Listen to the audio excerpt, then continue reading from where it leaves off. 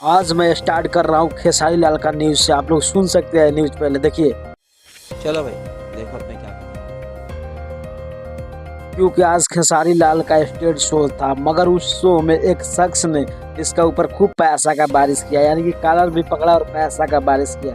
तो भाई सबको मन में ये बड़ी अच्छी बात कही आप। उसका जितना फैन है सब चिंता में पड़ गए थे, सोच में पड़ गए थे कि यार कौन है जो इतना सब कुछ कर रहा है और खेसारी लाल कुछ भी नहीं कर रहा है। तो भाई ये दूसरा कोई और नहीं है बल्कि ये खेसारी लाल का बुआ का लड़का है। जो ये लड़का दिख रहा है, शख्स दिख रहा है, वो दूसरा कोई नहीं, बुआ का लड़का है।